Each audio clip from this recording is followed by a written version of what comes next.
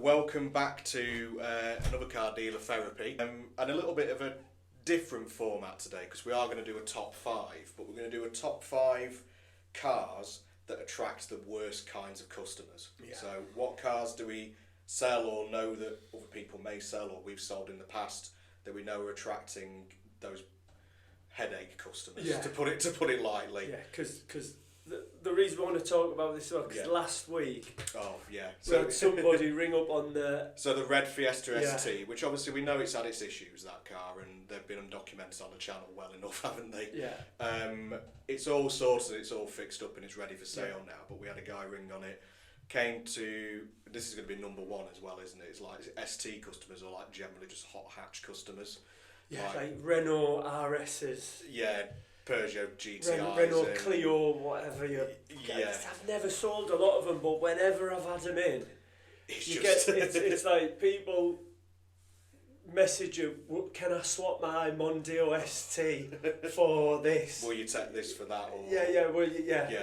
Just all... If you sell it me with this, can you paint the wheels a different colour or all of that? Yeah, sort of stuff like that. And also as well, has it been mapped? What type of map's been on it? You know, this is all stuff that I am not clued up about. No, and even to be fair, like I'm more of a car guy than you are, but I could not give a shit. Yeah, Genuinely, if it's been mapped or anything. No, nothing like that impresses me. If anything, if it's been mapped, that devalues it. Yeah, and that's in my mind. But this is the thing, isn't it? I think a lot of people who have cars like that think that they're worth more money because they've done modifications to it. Well, in But fact, actually, it's devalued. Exactly, because the only market they've got for that is somebody exactly the same as them. Yeah. So it's going to be 18, 19-year-old, just passed his test, Yeah. who's just interested in same type of cars that he's seen on YouTube or whatever, or TikTok these days, isn't it? Yeah. That's what it is. It's people sticking wings on and going and sitting under a Tesco car park Yeah. in like doing stupid flames and those That's smoke bombs and whatever. Yeah, It's just it's. Or they've lowered it as well. Oh. I've had it like before. I went, I've lowered it. I spent a fortune on lowering it. I was like, that for me. That's worse. You've bought a car and you've made it worse. Yeah, that's just definitely. Yeah, definitely. But to be fair, like your tastes are your tastes, fair enough. But for us selling those kinds of cars, sometimes they're great to drive, brilliant, fun little things. But you just know they're going to attract. Like him last week he wanted all the history on the car, fair enough. But then was asking, do you think one of the lads next door could bring round a jack for me so that I can jack it up on both sides? So he wanted 2 jacks to jack it up on both sides to check whether or not it had a electronic diff on it. Right. Just like, if you spin one wheel one direction, the other one should go the other direction. I'm like, mate, if you want to do that, either bring your own jack if you're that interested in it, or do more research yourself before you come and see it, because I think we only know so much about the cars, don't we? A lot of the time we advertise stuff with just a spec that we can see, and it's difficult to research sometimes what a car does and doesn't have. Well, again, that man, he's given himself analysis paralysis. Exactly, and I can guarantee he will not have bought a car yet. No. He'll be a Nearly man. I nearly bought one of them. I think it's I've driven one of these now, so he can go down the pub and tell his mates about what he's been in and out of. But it's just... did you let him test drive it? Well, I went with him. Right. Yeah. Was he ragging it, or was he... He was trying to rag it, but I told him to slow down. Yeah. And again, that's the thing, isn't it? It's like, I've got to see how it drives, but you know straight away in your mind that's the red flag for like, you don't want to... You don't want to buy this, you just want to drive it because you want to go and talk top trunks with your mates and whatever. And that's another reason why I don't like selling them, because they buy it and then they'll be ragging the arse out of it. Yep. And it's just going to come back, isn't it? It's 100%. going to come back with more problems. Any underlying problem that might be there is just going to be exacerbated by them ragging the tits off of it. And it's going to become a problem car. I mean, and you can guarantee if you buy one second hand as well, used, it's had a hard life. Yeah. Because that's what they're designed to do, but people drive them within an inch of their lives as well. Yeah. And in my experience, knowing what hot hatches used to be like at a main dealer as well, that's the car that like everybody wants the keys for every night to take home. Yeah. And it gets punished. It gets properly punished. So it's like... It's tempting, isn't it? But you know what? I've had quite a few hot hatches, part exchanges that have come in, Yeah. and it's been an old chap that's had it, and he's cherished it. I mean, I've had a Mini Cooper John Works that was like just out of the box. You know, it was immaculate, it was beautiful. He probably hadn't even ragged the arse out of it. Yeah. He just loved the fact that he owned a John Cooper Works. Yeah. But the majority of them aren't like that. No. And then the other reason that where you can see that it's not like that, they've all had 8 to 10 owners. Yeah. You know, if it's like a 6-7-year-old one. Because they've got bored of it and they've gone, I want one of those now. It's next thing, isn't it? Can we swap? Can we swap? And it just becomes, or they've swapped with a mate. Was it the hedonic, oh God, this what is is going to it? be good. The hedonic what?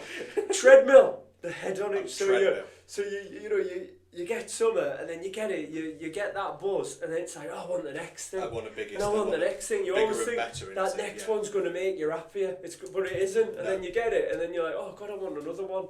And that's what them cars are like. Yeah. They just attract. It's a emotional purchase. It is, isn't it? I mean, I'm saying this. People who know me know that I've got a Cooper S Coupe, which is one of those cars that you'd think had been treated like that. But mine, when I bought it, it's nearly 100,000 miles. It's had 2 owners, both of whom have looked after it, taken it to the main dealer for all the servicing and whatever. And you get in it, and it's a good car, isn't it? It's like the bones of it are absolutely. It feels like it's done 30,000 miles. Not 100,000 miles. Yeah. So those cars are out there if you know where to look for them. It's just the majority of the time, I think hot hatches wise, if it's been owned by a younger person, that's when you've just got to be wary. If it's an older bloke who's bought one because he wanted, I don't know, midlife crisis, getting to retirement, I want to treat myself to something like what I used to have back in the day, then they probably, and also you say with minis, they are more expensive than like your Fiesta STs and your... Yeah. So but saying that ST's brand new is still fortune. Oh yeah. No, they're expensive cars. But yeah, when you can just tell when they ring up on the phone, you know that they're calling about the ST, don't you? Oh, it's like, no, then mate. The first thing is, hey buddy, have you got... It's like, no, I'm not your buddy yet. Come and see me, and then we're not even friends anymore. It's a business transaction. Like, I'm just ringing about that. I'm like, the ST. Oh yeah, how did you know? So yeah, them customers are, and they take up a lot of your time as well. Take up time. Because then the next thing is, can I get it on finance? Yeah. So then you spend forever with them doing a finance proposal, and they've got the worst credit in the world. Yeah. Where the finance people like don't lend them a pen. What do we say? Champagne taste, lemonade pockets. Yeah, that's it. Yeah, that's it. And it's not being awful with that judgment. It's just like when you've done this job for so long, you know what to expect, and it's a case of not everyone's like no exactly. But the 1 out of 10 that is like that take up a lot of your time and a lot of your headspace. So that's hot hatches dealt with. That's again Renault, Clio RSs, Twingo, Fiesta Sports and STs, stuff like Mondeo STs, all the same, most of them. Not saying steer clear, but just know what you're getting yourself into. Number 2, this is another one you suggested, MX5s. Oh God! So now we're going to the other spectrum. You know, we've been talking about the young lads. Yep. Now we're going to the older lads. Yeah. And they want to know the far end of a fart. Mazda MX5 customers. You know, they want to know every service interval. If it has been serviced 600 miles over the interval, it's a red flag to them. Red flag. They're having an heart attack. You know, just an absolute nightmare. But I've had quite a few Mazda MX5s where it's had the sticker where it says MX5 Owners Club. Yeah. No, them customers, they nearly come in the pants when they see that, and they just fly out, you know. But the one thing I will give Mazda MX5s, the majority that I've bought, they have got a full Mazda MX5 history with them. They tend to be bought, again, because they're bought by a similar type of person. Yeah. Who, I suppose it's like, where are the customers now who would have bought like a Triumph Spitfire or something back in the day? I suppose, that's it. There's not really that many like small roadsters about anymore, is is that if they want a sports car, that's what they're getting into. Yeah. You don't. I mean, there's younger people who are into like the Mark 1 and 2 MX5s, but newer ones, it's going to be someone who's like, I want a metal folding roof and air conditioning and all of that. Back in the day, if you had the metal roof, that was like, oh God, it's got the metal roof, and you knew you were going to sell that. No, that was like the one that used to stick on, didn't you? But now it's got the folding roof, hasn't it? Oh no, you mean like the winter roof that you clip onto. They used to have that winter roof, and people used to go mad for that. I took 2 MX5s in part exchange when I was at Mini. I think they're just against like John Cooper works in Cooper Essex, so again dealing with similar sort of customers. Both of them were doctors who owned them. And it's again, we're talking about people see them and think, oh, it's a sports car, it must be young people who own that, but it isn't. It's older blokes generally and older women who have them. Midlife crisis, men that are. I don't know what the Karen version of a man is. You know Kevin. Nigel. Nigel, Nigel has it. No offence to any Nigels out there, but the Mazda MX5s, it is normally like Nigel speaking. You can tell they've got a gravel driveway. Yeah. They live somewhere just on the edge of a town, so like suburbia, Greenbelt sort of they've done well for themselves. Yeah, exactly, that's it. And they've gone, I want a toy for the weekend. That's it. Because they'll both get in it, they'll wear the scarves, they'll have his flat cap on, and they'll drive out to the pub and just have a pint, Sunday lunch, and then we'll drive back home again, dear. Exactly. That's exactly the person, isn't it? But when it comes to buying it, I just want to, again, can we get it up on the ramp? Let's have a look at the history. Yeah. They want to know who's had it, where it's been, and it just grinds you down. Yeah, there's too much expectation. I think again because you're talking like owners club ones, it's because everybody there's loads of them about. Don't get me wrong, but the nice ones are such a niche that that everybody's online or texting each other.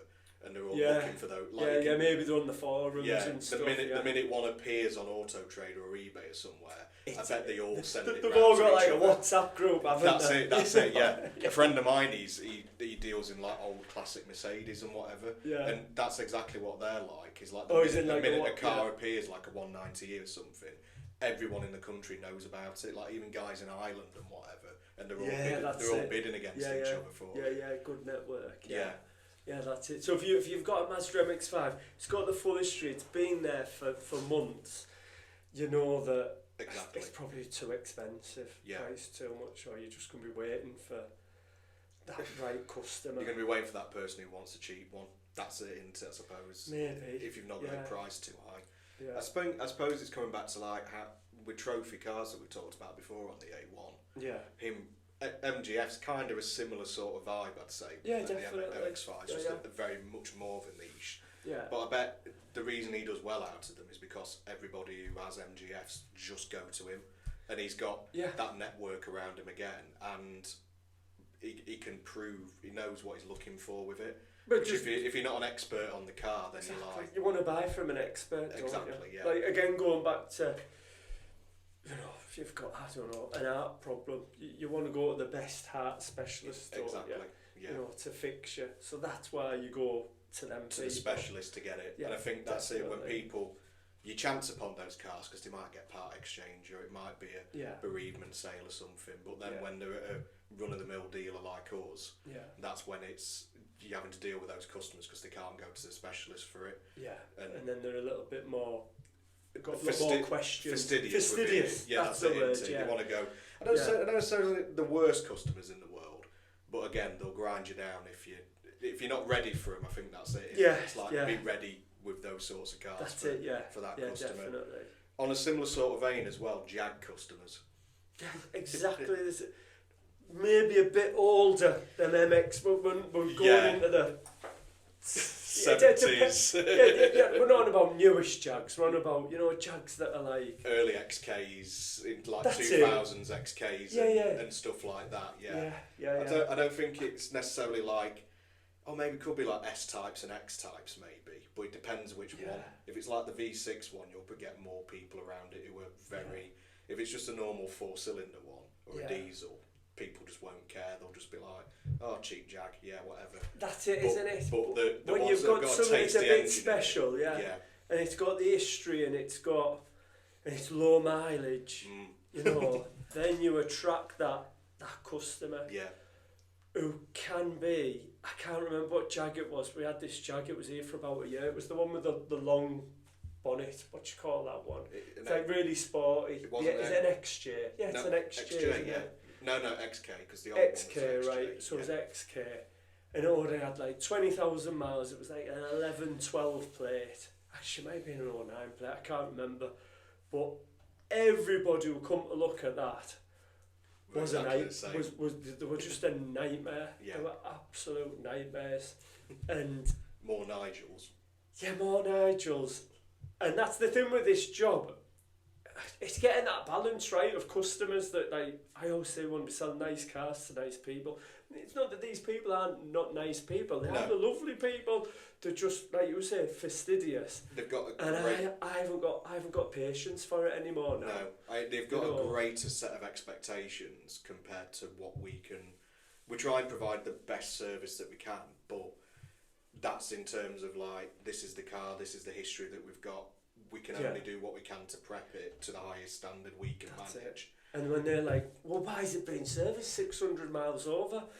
I don't fucking know. No. Do you know what I mean? I didn't have the car before. No. Like, you know what I mean? But if they go to Jag, probably when you were at Mini, you'd be like, oh, sorry sir, I don't know, and all this, and I'm like, I haven't got patience for it. Yeah. You know. I think this is the thing, when you get those cars that are like just moving out to the time where they've gone out of production maybe like 7 or 8 years ago. Yeah. And everybody who bought them first time around was so used to just taking it back to the main dealer and having everything done with it. Yeah. But then they're buying them on the used market from a place like us, and they're expecting exactly the same thing. Yeah. But we can't, because in that time, previous owner could have gone, well, I'm not paying main dealer prices now. I'll just take it down to Terry at the back of Tesco or whatever, and he'll put a new set of brake pads and whatever on it for me, and that's it. It just becomes like, of course it does. People have got to be prepared to do their own digging. I think that's the thing. It's like, well, we can only give you the information we've got. If you want to find out any more about the car, that's it. That's there. There's numbers there for the old garages it went to and whatever. Try and get in touch with them and see if they know it. That's it, isn't it? But we're not inclined to do that for you, because to us, we've given you all the information that really you need for the car. That's it. Yeah. That's it. So that's why it's annoying when you get them customers, because they're asking you questions that you can't answer. You know, you can't lie. You're not going to lie. No, exactly. You know, so you've got to be honest. It's Bob Mortimer, I don't know. Yeah. I don't think anyone seen that Bob Mortimer, the estate agent. Alistair, the estate agent. Alistair, and the woman comes in, she's like, oh. How many square feet is it? I don't know. Yeah. So, you've seen just about everything now. Do you have any questions? Do you know why the vendors are leaving? I don't know. How quickly would they be able to exchange? I don't know. Have you had any other offers on the property? I don't know. I do hope that's been useful. Please feel free to have a look round yourself if you want to check anything. Right. I'm noticing there's a loft, actually. Do you know if it's been insulated? I don't know. I don't know. That's what it's like with them customers. Has it had a new roof? I don't know. Yeah. So, that's Jag customers. That's Jag customers. Yeah. We're steering on a theme here, but I think... I know we're just going to be repeating ourselves here, because I can see the next one. I think the thing is with the next one, though, is... These are the worst. They are the ultimate customer who wants more than you can provide. And that's Porsche customers. Now, don't get me wrong, I quite want a Porsche one day, and I really hope this isn't going to turn. I'm not going to turn into one of these people. But if I could have anything, I'd love just an older 911. Yeah. Yeah, I'm not bothered about any Porsche at all. We've had a couple of them, and again, the customers have put me off having a Porsche. What kind of Porsches have you sold before? I think it was 2 911s. Really? But they were just. We'd got them through another trade. They were high mileage. They weren't. Yeah. They were full service history and that. But what it was because it had the 100,000 miles on, say, the bonnet was just stone chipped to hell. Because they're below all the lorries and the SUVs now. Yeah. It was just rash. so it was everywhere. It was down the side of the car and everything. So it got to the point where we couldn't repaint the full car, so we just had to put it at the lowest price possible. And then again, you just attract. Because the people... I'll never forget it. Just all the men that were looking at it. But I suppose they're the dreamers, aren't they? And this is what I mean about I really hope I don't turn into this. It's because it's like, oh, I'd love to have one of those one day. One of them comes up that's cheap enough. That bloke who's been dreaming about having one for the past 20 years suddenly goes, oh, that's that $8 grand or so that I've got sat round in the bank. Maybe with a bit of finance on it, I could go and get, or a bank loan, I could go and get that now. And then he's like, he's expecting it to be, because it's a Porsche, he's expecting to turn up and it be like a brand new 911 Carrera that's sat there. And it isn't. It's an old Carrera 4 with loads of stone chips and that's what it maybe was. a tall seat and something. Because again, in their and it's managing them expectations. Exactly. Yeah. But in the advert, I must admit, I did put, it's full of stone chips. It's priced accordingly. All that sort of stuff. But even then, the people it was attracting was, again, under the bonnet, just. They're all amateur mechanics as well. They're not necessarily. I'd seen that oh God, what do you call him? Mike Brewer. Wheeler Dealers. Wheeler Dealers, the one where the Porsche, the gearbox oil needed changing. Did you ever see was that? A Boxster that you had? It was a Boxster, and he absolutely nicked it, and it just needed the gearbox oil change. That was the black one. We got it for like $2 grand, didn't it? Yeah, something ridiculous like that. Yeah, something like that. Before the gearbox was gone on it, but all because it was that Geartronic one, all it needed. I remember it. All it needed was the oil and a new roof, and that was it. That was it. So that's what a lot of the customers come and thinking, oh, I'll just come with me touch-up pen, And then it was like 50,000. Because again, things on it. Everybody thinks they can do this job because they've watched a few videos online about it. So that's someone going, oh, well, I'll buy this and I'll drive it around for 6 months and whatever, and then I'll sell it for a winter project. I'll do all the touchings and whatnot, sell it for double what I bought it for. And it's like, no, mate, that's not the way it happens. It can happen. It can happen if you get the right car. Yeah, definitely. But that one, it couldn't. It wasn't happening with that one at all. And I just remember the phone calls all the time. And I said to Howard, I was like, look, we need to get rid of this. Let's just reduce it and never buy another one ever again. You've got to do it to learn about it. I think that's the thing. Yeah, exactly. Because otherwise you'd never. So then if you do buy one, say I would buy one, a newer one now, but you buy one, a nice example. Yeah.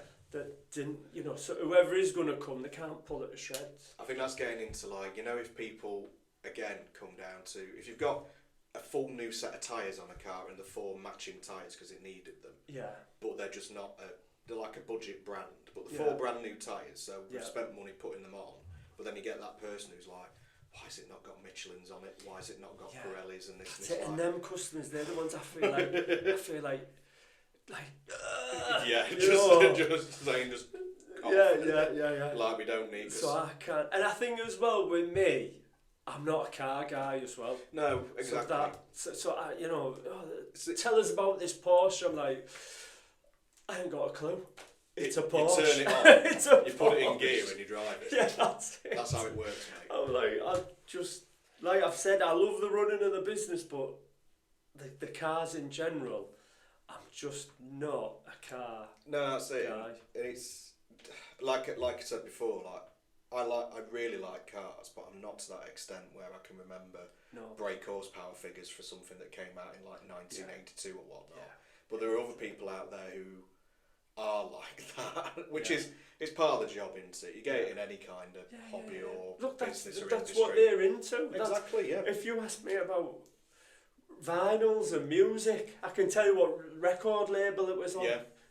Exactly. But ask me about steam trains and I can tell you. Exactly. We've all got our thing. So it's not that the night, most of them are really nice, but you just get the ones that come with this air of arrogance as well. That's it. It's like, I'm better because I can afford this. And that's I know more about this than you. Yeah, there is that too, I suppose. So, Last two then that we've got, we could kind of lump these together into the last. Well, we've done more than 5, but let's just keep with last two. Yeah, I suppose, type of cars, yeah. Suzuki Jimneys and Fiat Panda 4x4s. Yeah.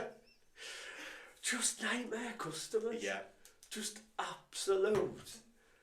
Because I would used to buy them, and it got to the point where I was like, I would just no more Suzuki Jimneys, no more Fiat Panda 4x4s. And I know why I like buying them, because when you're at the auction, traders just seem to go mad for a Fiat Panda or a Suzuki Jimny. Everyone's putting their hands up, everyone thinks it's oddball, everyone thinks that they're going to sell it falls dead in love easy. with it just there and then, don't they? Yeah.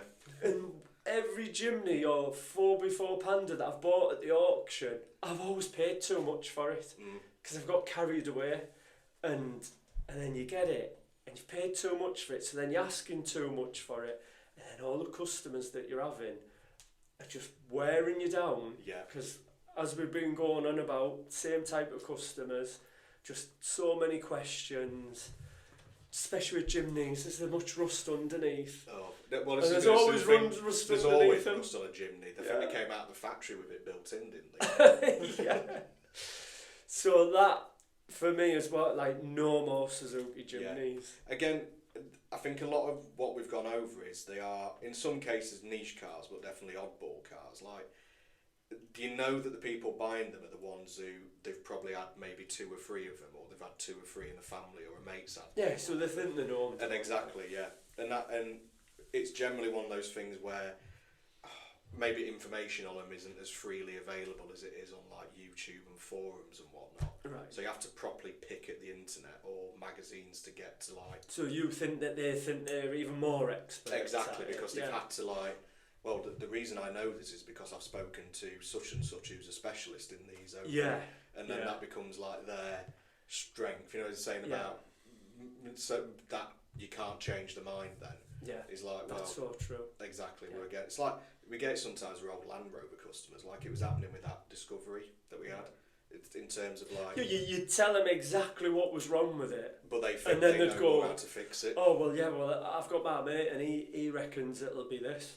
Well, you go and see your mate and let you know. Yeah, explain to him, and if he says what, but yeah, fine. But you get people who are like, can I take it to a specialist and have it looked over before I buy it? That's it. Yeah, that's it. All these cars here fit into the category of the customer that goes, can I get an AA report on it? Yeah. Can I get an RAC inspection?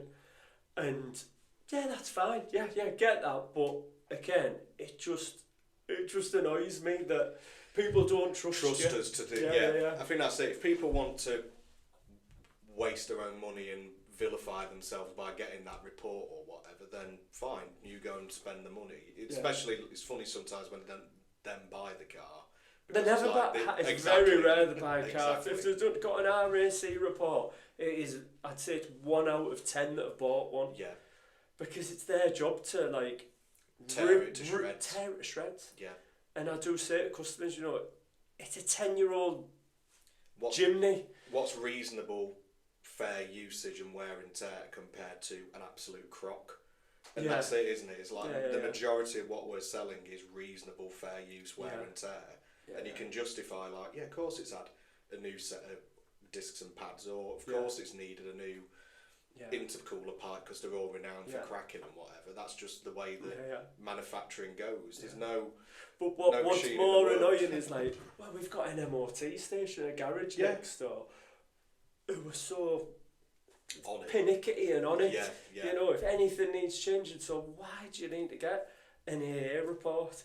It's just really like, it insults me if I'm being honest. I know. But at the end of the day, that customer does not know me from Adam. Exactly. So that's how I've got to think. We're looking at it as our viewpoint out, aren't we? We've done as much as we can do to get advertising right, to get the website right, get all of us right up like to reviews the cars and reviews, but there's still going to be those people who never see all of that, and all they do is just see the car and pick the phone up straight away, and then you're on the back foot with them because you've got to be. Well, I've got to prove I'm good now. But then we get those customers who ring, and the reason I came to you is because there was another one in the colour that I preferred, but I've come to you because your reviews are so good.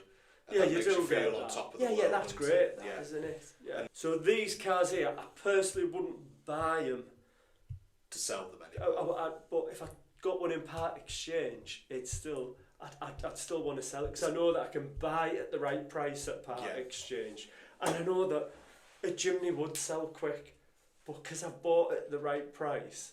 You don't mind so much taking the space up for a while. Yeah. It's only going to have and a you know return, what's coming as well. Yeah. You know, the more... Do you know what? This is a good thing as well because you've got to deal with these customers.